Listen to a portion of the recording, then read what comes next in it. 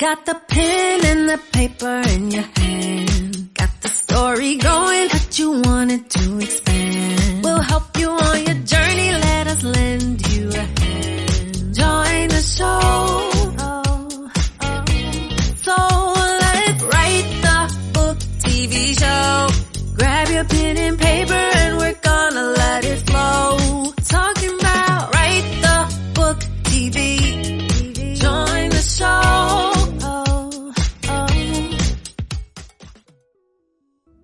Welcome to Write the Book TV. I'm your host, Kimberly LeBou. Each week we show up here interviewing experts and writers about all things publishing and writing. And today I'm so excited about our special guest that we have with us. Her name is Dr. Kwanza Gipson. So Kwanza, thank you for coming to the show. Thank you so much for having me, my good sister. I am excited to be here. I'm always excited when we get to talk here. books and, we read books together and talk about the books together. So I'm always excited when I get to sit down and talk with you about this.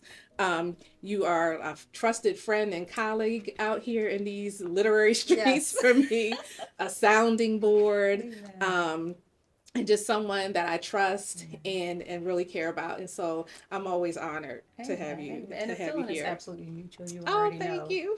You are one of my favorite people in the world. So thank you so much. Thank you so much. And so I think one of the hardest things about having you on my platform is always, what are we going to talk about? Because we have so many different directions that we can go so in. You have to reel me in. And me too. Yeah. So I think I want to start the conversation just by talking about your journey as a writer, because unlike me, it seems like you've been writing all your life.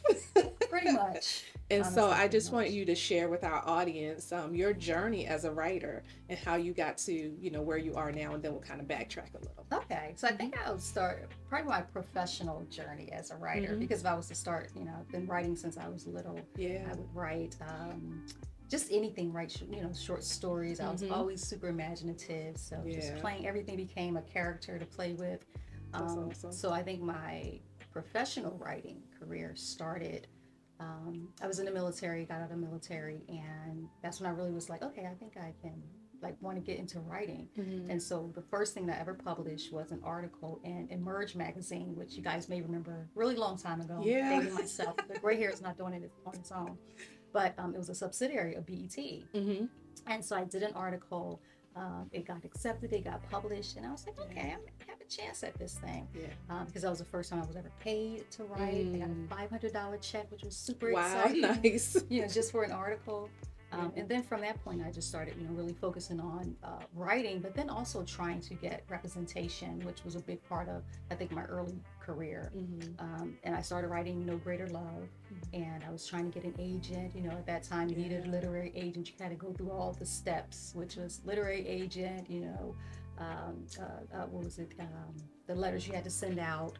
Rejections. The rejections, Lord, I still have part a of it. pile of rejections. Oh, no. And then just really having to go through that process. But I think it equipped me to, when I became a publisher, which I did for a few years, I think it kind of prepared me for that as well, and to really understand the business side of writing, which sometimes a lot of writers don't have. Right. That perspective. And so a lot of times they go into it thinking, I'm about to be a millionaire. And that was my thing.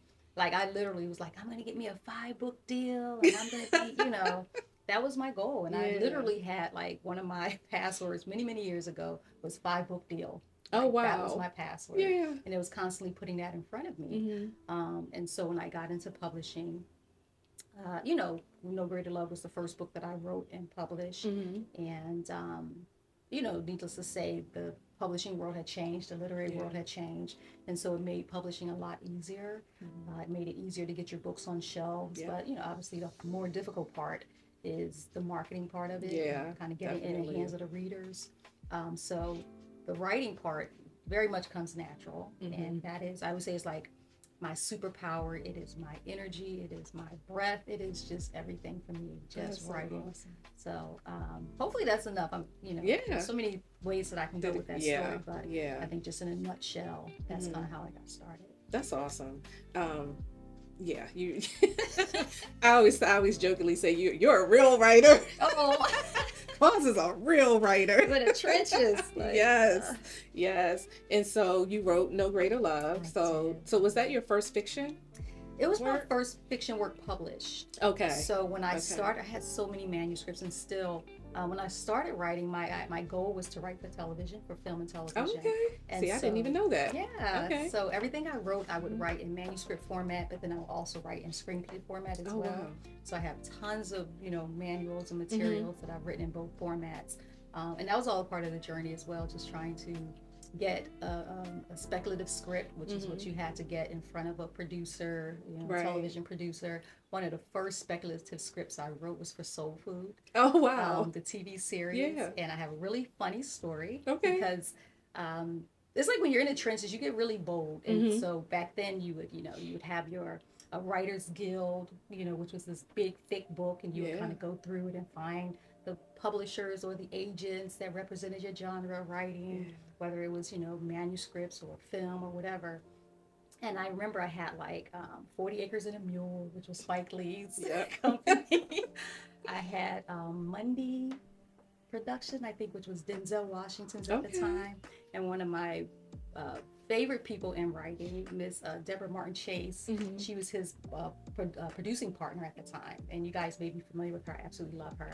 But she did like Sisterhood of the Traveling Pants, she Oh, did Cinderella. Like she's Okay. just this amazing powerhouse and producing.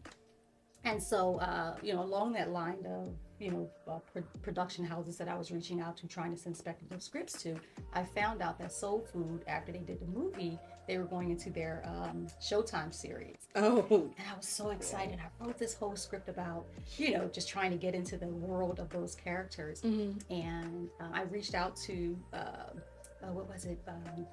Edmonds Entertainment, which was Babyface and Tracy L. Edmonds, Yes. their production house. I'm telling you, You were I go all over bold. the place. Right. I love it. I reached out to them and actually got, somebody on a call, and they said, "Oh, well, we're not," because they're the ones that produced the movie. But they're like, "Oh, we're not producing the TV show. It's going through State Street Productions." I don't know why this is coming. I'm glad that it is. But it was going through State Street Productions, which was George Tillman and Robert Tittle, I think was his name. I don't know why I remember this. But nonetheless, I was like, "Okay, do you have a number for them?" And they gave me the number, and I called. And I left a message. "Hi, my name is Kwanza Gipson. I'm a writer that, and I understand that you all are doing this movie for Soul Food and for this TV series Soul Food. I have a speculative script. I want to get to you." And, left a message. "Here's my number. Give me a call." Really didn't expect anybody to call. Then I get a call back. And I think I talked about this in my book. I get a call back from George Tillman.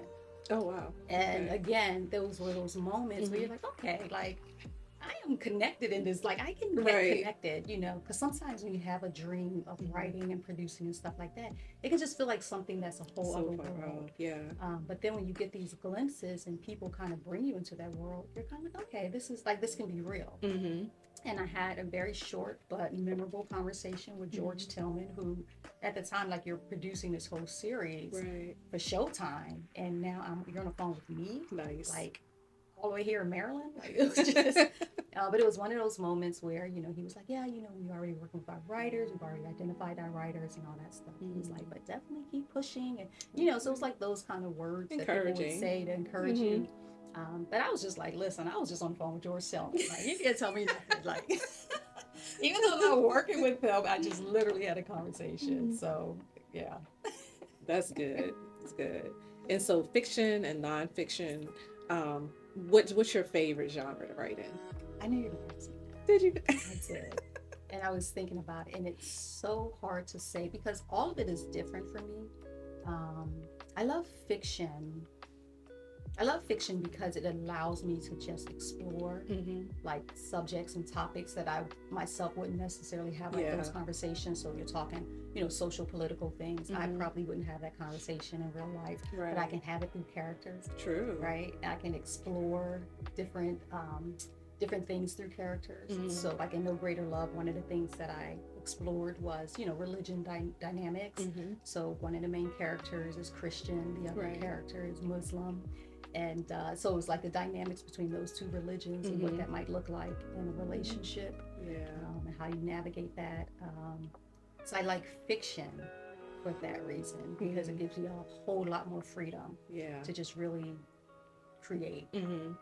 Yeah, I remember, I think in No Greater Love was set in Philadelphia. Yes. And I remember you talking about, even though you grew up in West Philadelphia, that you still had to do research to even write that book. So talk a little bit about that. For somebody who's wanting to write fiction, right? You know, a lot of people don't know everything that goes into that. I think one of the biggest misconceptions is with fiction is that you don't have to research. Right. Like there's so much research. It's all made up anyway. Exactly.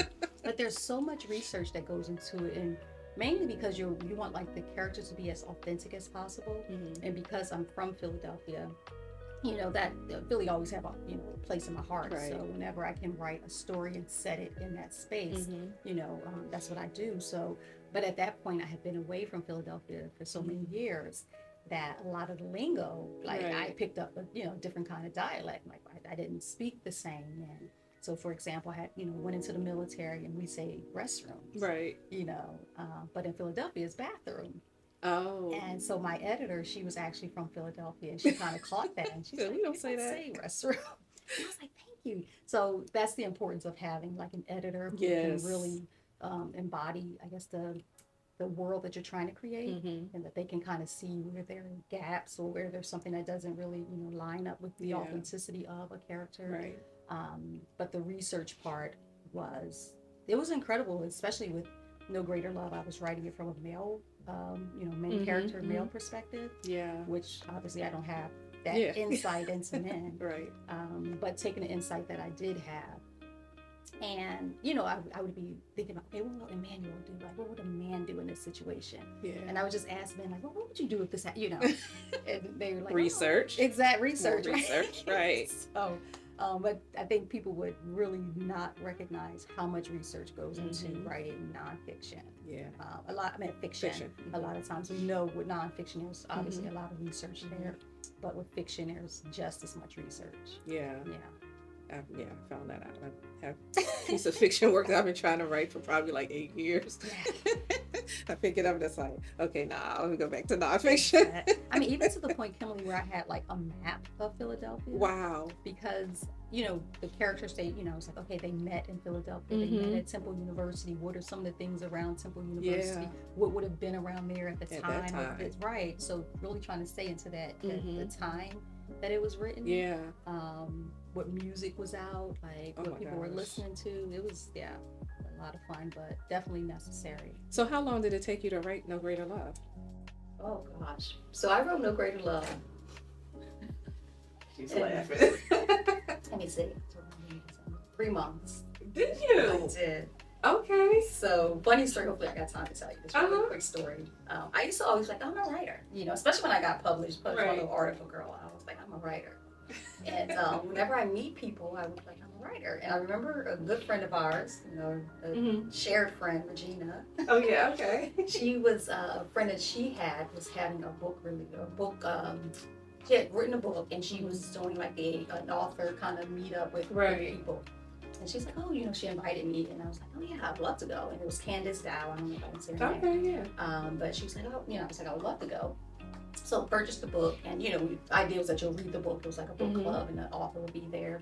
And so at one point of the night, I found myself sitting next to Candace, and I was like, yeah, I'm a writer. And she was like, oh, what have you written? I'm like, well, I'm working on something, And she was like, well, I'd love to read it. And I was just like, okay, I'll email it to you.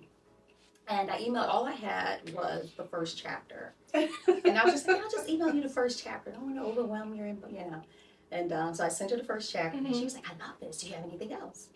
And it literally, after I talked with her, I was so inspired and so invigorated that I sent her the first chapter, but I just started writing. Okay. And by the time she asked for anything more, I had 3 chapters. Oh, wow. So I was like, yeah. So I sent her the other couple of chapters, and she was like, I would love to share this with my agent, because at that time having an agent was the thing. Yeah. And she was like, I would love to share this with my agent, and I was like, I would love for you to share it with her. So when she shared it with her agent, and that had to be I think that was the last Saturday in September of I wouldn't say maybe 94. Oh, wow. Yeah, September Okay. 1994. And yeah. And so she shared it with her agent, and her agent reached out to me maybe like that Tuesday. Oh. So I met her that Saturday. I sent her the stuff on that Sunday. That was fast. Right. Her agent reached out to me like that Tuesday. He was like, I love this. I would love to read more. What else do you have? I said, well, that's really all I have. I said, but I'm really writing feverishly. I can have a whole manuscript to you by the end of the year. So now we're like October 1st, right? You know. So I was just like writing like crazy. Got to the end of the year, you know, New Year's Eve, and I sent her the manuscript. And it wasn't the final manuscript that I produced or published, but I sent her the manuscript, and probably February that following year, you know, it took time for her to read through it and really try to figure it out. And I never forget, I was cleaning my closet, like, you know, and my phone rings, and it was the agent. What was her name? Her name was Audra. I can't think of her last name, but it was the agent. She called me, and she was like, yeah, I really love the book, but I'm not sure, like, really what to do with it. I was just like, what do you mean? You know? But she's like, so it doesn't really fit into like the books that I represent or the works that I represent. She was like, but you have something, I'm just not sure what. Okay. So meanwhile, you know, graciously thank her for, you know, considering it and looking at it. And then I go back into cleaning my closet. Now, years earlier, my aunt had sent me this list of agents. Oh, okay. And like just a list of agents. And lo and behold, you know, go into the closet, I'm crying because I'm so disappointed. Then I, you know, pulled out this briefcase that had this list that my aunt had sent me years ago. It was like all very serendipitous that she had sent me years ago. I was looking at it, and I was like, oh, I know that agent. And there was an agent on there. Long story short, reached out to her, and her publishing. I actually didn't even reach out to her. I went to her website, and she was an author turned publisher. Went to her website, and I'd seen that she was a Christian publisher, and I had never heard of Christian publishing in the fiction space. And I was like, that's it. Like, this is what's different. And so I went back and revisited, you know, the manuscript, and it just really flowed from there. So I think the original manuscript took me about 3 months. But then once I started writing, you know, with that new perspective, it probably took me another 3 months. So I'd say 6 months in total. Still. Yeah. That's pretty good. Yeah. But I was just, in love with the character, so it was way easier. It was a great book. Yeah, I'm actually working on the second. Are you? I love it. Okay, I was going to ask you that again, but I'll wait. That's good. That's good. So while we're on fiction, what are some tips that you would give to someone who is considering writing fiction, or who's trying to get through that manuscript? I would say it's not easy. It can be. I think what makes it difficult is that you're trying to anticipate how other people are going to perceive it. Oh. I would say just write. Okay. Like, develop your character development. I've been talking a lot about that.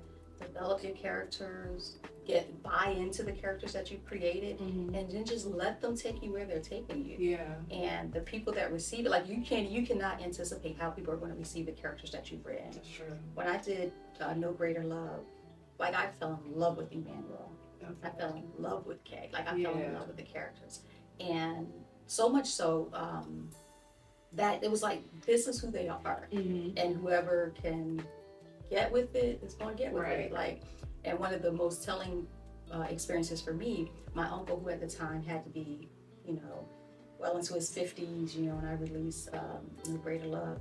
And my family had come down from Philadelphia for my book release. And, you know, of course, they all had the book. And they're driving back to Philadelphia. My mother is in the front seat, and my uncle's in the back seat. And my uncle looks at me, and I was like, think Emmanuel's going to be okay? That's hilarious. I was like, who is Emmanuel? And he's like, the character in the book. So for me, like, I would have never written to imagine that my 50-plus-year-old uncle would be so invested in his character, right? So I would tell people, just write, get invested in your characters, make them as real and authentic as you can make them, and just write. Like, there really is no right or wrong way to go about it. Okay. Yeah. And then find a really good editor. And find a really good, oh my gosh. You know my editing. Oh my gosh. Yeah. traumatized, and that was with with my other book, According to Your Faith. Yeah. That costs a lot of money and a lot of time. Yeah. Because I'm like, this book is so small, I can edit this thing. That's what a lot of people think. I remember you said, I opened up on the first page, there was an error. Devastated. And that's after you had already purchased so many books. And and had my book release and everything scheduled. I was calling people like, give me your book back. I'm going to give you the edited version. And people were like, no, I want to keep the one that I have. Just remember. Oh, wow. But it was, it was a lesson learned. So definitely get a great editor, not only to edit your typos, but also to help edit the storyline itself. Yeah. Because a lot of editors don't offer that, which is like invest in the editor. Yeah, they would have left your bathroom as exactly whatever you wrote it as before, and not have even caught that. Exactly. Because it wasn't something that would have stood out to somebody who was not from there. Yep. And so that's really, really important. So you said you're planning to write more fiction. I am.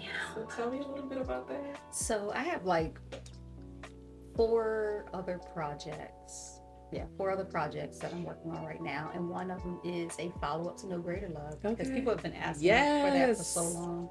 And it's been over 10 years. It's been a while. Yeah, so I'm still like, okay, now I almost feel like that. I can't believe it's been over 10 years. I can't either. Wow. It's crazy. 2009. But I think about, okay, who are the characters now? Do I start in the same space that I left them, or do I find them 10 years later? Yeah. So that's kind of... That would be interesting. Yeah, that's kind of what I'm working with right now. So I'm leaning towards the 10 years later, because I think it will, give me opportunity to show more growth in the characters. So that's one of the projects. But then I'm also working on a book of short stories that I've been working on for a while. And I'm just having so much fun with that. That's good. Because, again, with short stories, I'm getting to create all these different characters. And just like this one story I'm working on right now, I literally started like, okay, she's sitting on a bench. And I was like, okay, what is she doing on the bench? And I'm just like having this conversation with myself. And I'm just like, and by the time I got to like the middle of that page, I'm like, okay, she's pregnant. And I'm just like... It's beautiful to see, like, again, you're just writing, and it's like, let this character take me where this character wants to go. Yeah. And I think it may be easier for you too, because you are such a creative though. Yeah. Like your brain flows that way. Yeah, and so for someone who's not, it may be a little more difficult, and we're not popping out the 6 months novel. Right. But you're wired that way. So that's pretty cool. Now, I want to talk about my favorite book of yours, which is Reflections of a Life Well Lived. Yes. I love that book so much. Oh. And I do, because I think, as we've seen here, just in conversation, that you're such a great storyteller.